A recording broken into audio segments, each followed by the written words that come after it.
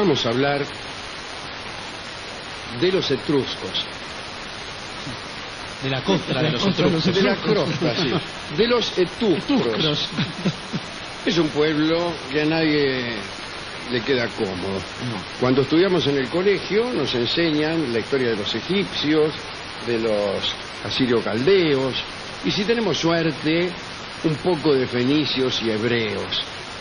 Después ya vienen los griegos, los romanos. Y los etruscos, bueno, nadie pregunta, el alumno no hace esta pregunta por miedo a que lo obliguen a estudiar todavía más sobre ese pueblo, que junto con los hititas y los persas son como las figuritas difíciles de la antigüedad clásica. La civilización etrusca se desarrolló en la península italiana durante el primer milenio antes de Cristo. Ese fue el momento en que vivieron los etruscos. Pero tuvieron más poder allá en los siglos 7 y 6 antes de Cristo. Roma ya había sido fundada, pero estaba todavía en pañales. Etruria, probablemente en aquella época, abarcaba toda Italia. Su nombre es la versión latina del nombre griego Tirreno, que es el nombre del mar. Los antiguos romanos llamaron a las poblaciones etruscas justamente Etrusci o Trusci, del cual se deriva el actual nombre de la región toscana. No veo de qué manera. Sacando la R de costra. Sí. En cuanto a los orígenes de los etruscos, existen muchas explicaciones, pero nunca queda claro de dónde provienen. Heródoto decía que los etruscos procedían de Lidia, aquel país situado al oeste de Asia Menor, pero uno tiende siempre a desconfiar de Heródoto y también de Lidia, un lugar que siempre está a caballo entre la verdad histórica y la conjetura, para no hablar de la leyenda. En cambio, Dionisio de Halicarnaso, amigo de este programa, mantenía firmemente que los etruscos eran una raza indígena italiana, no venían de ningún lado, estaban ahí. Siempre es más cómodo sostener que unos señores que están en un lugar no provienen de ninguna parte. Después de todo, es tan serio sostener una cosa como la otra. A fin de cuentas, nadie tiene esto claro. Actualmente se ha decidido desconocer de dónde provienen los etruscos sin desventaja ninguna para la salud. Los etruscos hacían continuamente alianzas entre ciudades, naturalmente para obtener ventajas económicas y políticas. Los romanos, los griegos, los cartagineses, los que compartieron aquella época con los etruscos, solían también unirse contra ellos. Allá por el siglo V a.C., el poder etrusco fue reducido drásticamente, porque los romanos empezaron a someter ya la parte del centro y sur de la península, y muchas ciudades etruscas se hicieron invisibles bajo el dominio de Roma, ¿no? Hubo una serie de guerras civiles y las ciudades etruscas fueron aceptando la ciudadanía romana. Ahí estaba nuestro amigo Lucio Cornelio Sila, que era el terror de las poblaciones etruscas. Arrasó ciudades enteras, tomó tierras, y muy pronto el pueblo etrusco quedó completamente romanizado. Vamos a comentar algunas particularidades de este pueblo, del que poco sabe mucho. El idioma se ha perdido, pero se pierde todo acá, loco.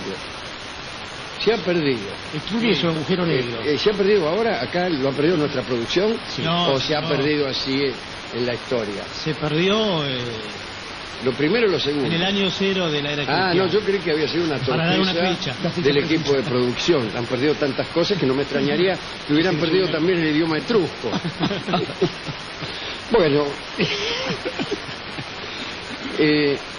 yo sé que una de las últimas personas en hablar el etrusco era nuestro amigo el emperador Claudio. Claudio. El emperador Claudio era un filólogo bastante capacitado y ciertamente fue una de las últimas personas en hablar aquel idioma que ya está casi del todo extinto. Y si nos hubiera escuchado, me hubiera escuchado decir Claudio el Rengo, se hubiera reído y burlado diciendo Claudio no quiere decir otra cosa que Rengo, no me repita, como solía hacer con sus soldados. Tenían una particular forma, me refiero a los etruscos, de dividir el tiempo. No contaban los días noche a noche como nosotros, o como hacían los babilonios, de una aurora a la siguiente, o como hacían los atenienses o romanos o hebreos, de una puesta del sol a la otra. Los contaban de mediodía a mediodía. Bueno, claro, no le quedaba, era la única que quedaba sin ocupar. El mes, como en la Roma primitiva, era un mes lunar, medido por el intervalo entre 2 lunas nuevas consecutivas.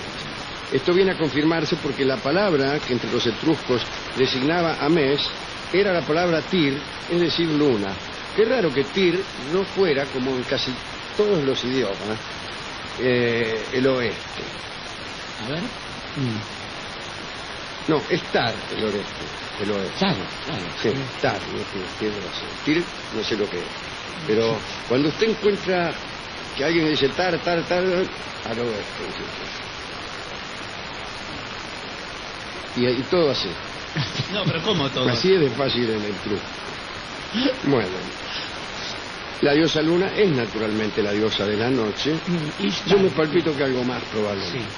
Los etruscos, en la luna llena del centro del mes, celebraban el día de los idus, y de ellos tomaron los romanos también esta celebración de centro del mes. Recuerden ustedes los famosos idus de marzo, sobre lo cual lo advirtieron a César respecto a que le iba a pasar. Y recuerden a Thornton Wilder y a todos esos tipos. Ciertos eruditos daban una interpretación curiosa de estos términos. Parece que itis quería decir confianza en Júpiter, como sabe cualquiera, y que desde luego también era adorado por los etruscos. ¿Sí? O también confianza en la luz. Entonces celebraban esos idus cuando el resplandor diurno perduraba en la noche con la claridad de la luna. Si estaba nublado, pues entonces no. Digo para que no empiecen a llamar.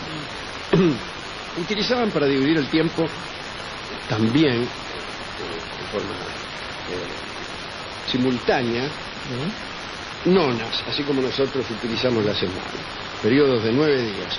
Eran semanas que contaban con 8 días completos y el día noveno, que era el día del mercado.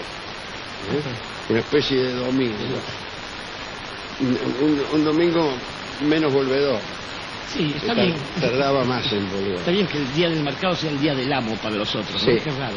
Ese día los reyes etruscos, ya que su forma de gobierno era monárquica, daban audiencia y cada uno podía ir a consultar sus asuntos judiciales o personales. Gracias a algunos historiadores, gracias, se han conservado los nombres de 8 meses etruscos y 4 no se han conservado, y no tengo ganas de decir ninguno de ellos. ¿Qué eran? ¿Tenía los 8? Marzo se llamaba Vilquitanus. Vilquitanus, sí. Cabreas era abril. Donde la gente se peleaba. Sí, esperaba. Ampiles era mayo, Acus era junio, Paráneos era julio, Hermius agosto, Celius septiembre e Ipsosimus octubre. Cuando llegó Julio César, el calendario dejó de ser lunar, como bien sabemos todos, etc. Cada año, hábil, pero sin H y con B corta, o a lo mejor está sin H y con B corta por una decisión de la pérdida del idioma. Y en este informe, digo porque acabo de cruzarme con Heródoto que venía sin H. Se dejó de usar el tiempo de los etruscos.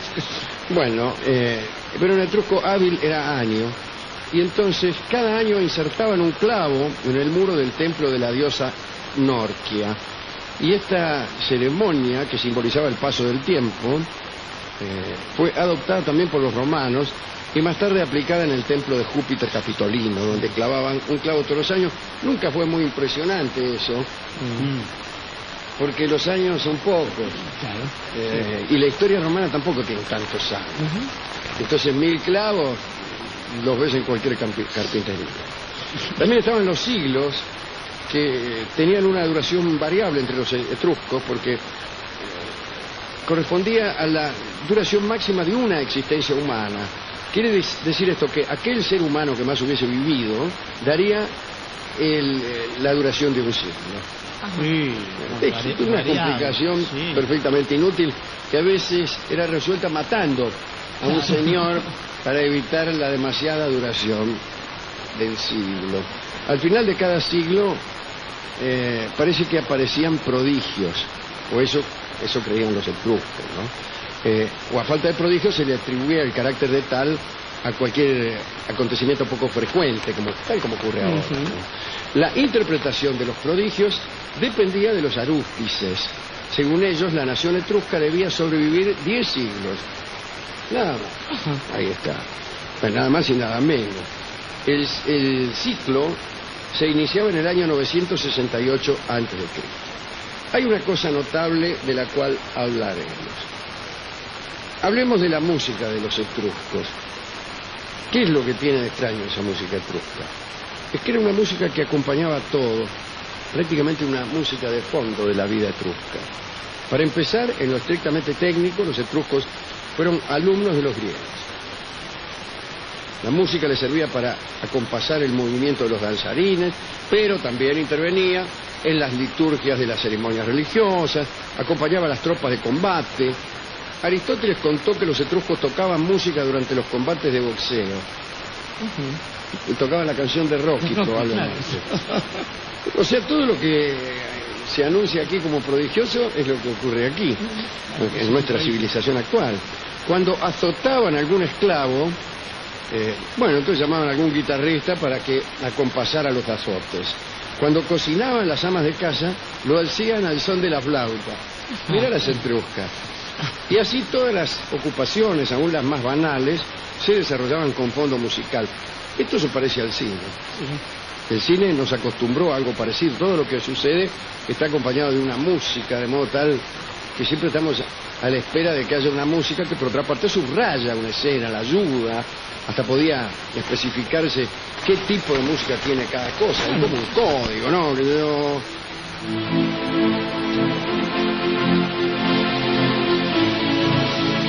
Son generalmente jinetes americanos. Sí, más rápido tiene que ser. Sí, bien.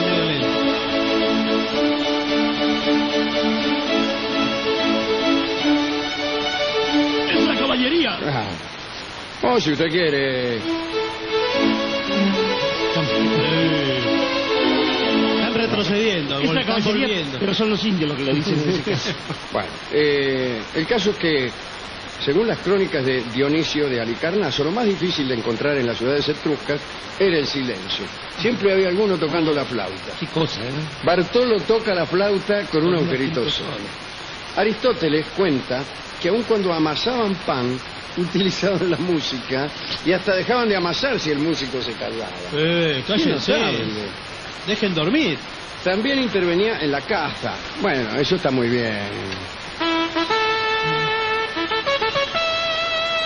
No parece mucho de caza. No, es un cuerno solo. El cuerno es el de caza, el horn. Pero le espantan las perdices. Sí, pero los perros. Parece que cazaban jabalíes y ciervos, no solo con perros, sino con la participación de expertos flautistas. Esos son clarinetistas. Sí. Pero estos no.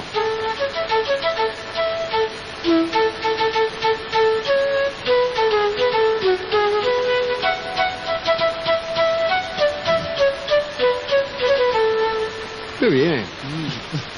Bien. Tal vez pensaban que las bestias también tenían un criterio musical, igual que ellos, y se dejaban cazar. La flauta servía como para persuadir al animal. Claro, como las vacas en el tambo. ¿Ah, qué? ¿Se les toca la flauta? No, la flauta no, les ponen música. No era un tambo y no eran vacas, me juro por Dios. ¿Cuándo les ponen música? Ahora, ¿Para qué? no sé, ¿Qué esperan de la vaca? más leche. Ah, Sí. Mirá vos. Y depende de la canción que le pongan, claro.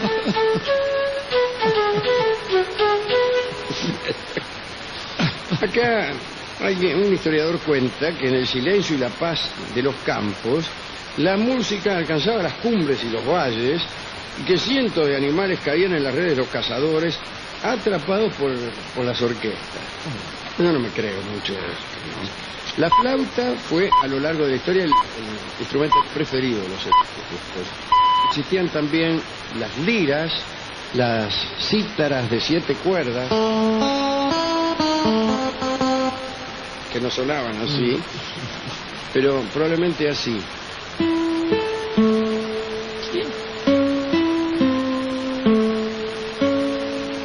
Hicieron una escala, de algún modo oriental, una escala, ¿no? Probablemente. Sí, por ahí, algún lado.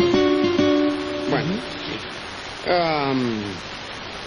los flautistas eran llamados subulones. Ajá. No sin un afán peyorativo, calculo yo, ya que nadie en este mundo puede ser llamado subulón sin algún ánimo de desprecio. Bueno, los subulones eran famosos en toda la región, imagínense. Roma adoptó la costumbre de hacerlos venir de Etruria, que era también Roma, para la celebración ritual de los sacrificios, que normalmente eran acompañados por aires de flauta. Y los subulones constituían en Roma un cuerpo muy celoso de sus derechos. Un día, por ejemplo, se negaron a tocar porque le habían suprimido un banquete en el Capitolio y se retiraron a Tibura. El Senado se vio obligado a ceder y, para hacer posible un acuerdo, se valieron de un engaño. Familias tiburtinas, con el pretexto de una fiesta y en una casa, los llamaron para una cena musical y los emborracharon. Los metieron en un carro y los llevaron al foro romano. Los despertaron y le dijeron: bueno, confirmamos vuestros privilegios, tocar. Los romanos tomaron de los etruscos, además de la música sacra, la música militar. Ahí tienen a la trompeta etrusca, la tuba tirrénica, que dio a los romanos su sonido. Dicen que los arúspices etruscos escuchaban aquellos sonidos en el cielo y traducían aquellas melodías celestiales como si se tratara de la voluntad de los dioses.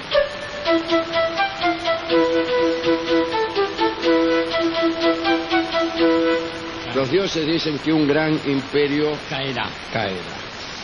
En realidad no sabemos nada de su música. Como toda música de la antigüedad, tan solo podemos repetir lo que hay escrito sobre ella.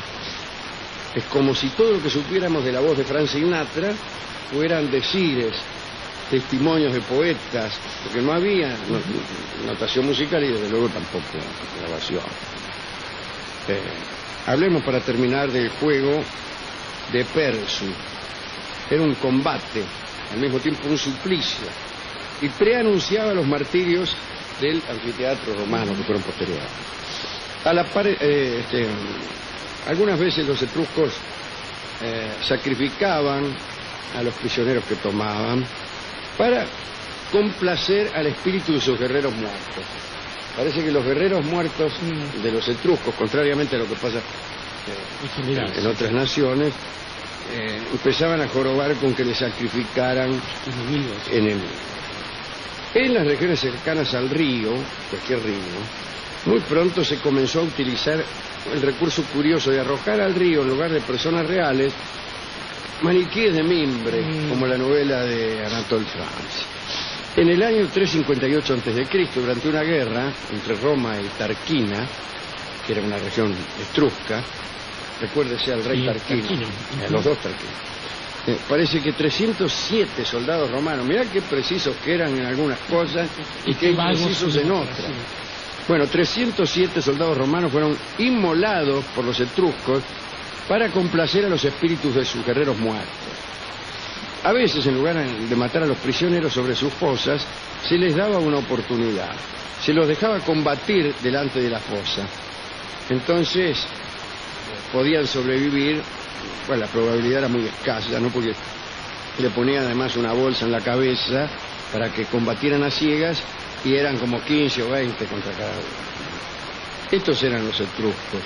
Pero amén del amigo Claudio, durante toda la época romana nadie se interesó en ellos, y cuando algunos humanistas trataron de indagar en la historia etrusca, no encontraron mucho. Entonces apareció cierta tendencia a considerarlos como comodines, ideas que nos convienen, como por ejemplo hacerlo venir del occidente. Otras veces nos conviene unirlos a la invasión aria. En fin, vaya a saber quiénes eran. Están ahí en el centro de Italia algunos monumentitos y tumbas etruscas sobrevivientes, pero no sabemos mucho más. Entonces no podemos dedicar a ningún etrusco insigne a esta charla, ya que no los conocemos. Quizás, Alejandro, sea posible. Recuerdo que en algún momento de oscuridad de la escuela primaria uno tenía idea de la existencia de los galos, gracias a que después sabríamos que se llamaba Vercingetorix, decía uno brutalmente, porque había la estatua de un galo muriendo, y esto era todo lo que uno sabía del pueblo galo. Con los etruscos pasó también algo así. Se han conservado, como siempre, están en el Museo Británico, de todas las cosas de todas las civilizaciones que han sido robadas por el pueblo británico, que se especializó en robar, y esto le permitió sobrevivir. Digo, haya quedado esa única escultura, pero también uno puede tener otras sospechas.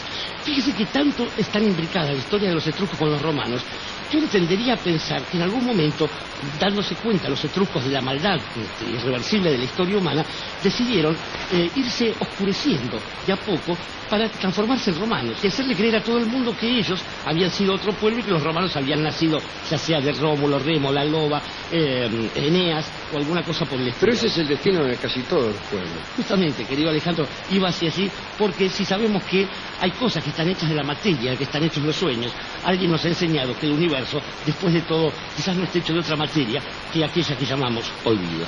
Olvido a cantar Charlo, para ilustrar esta charla acerca de un pueblo olvidado.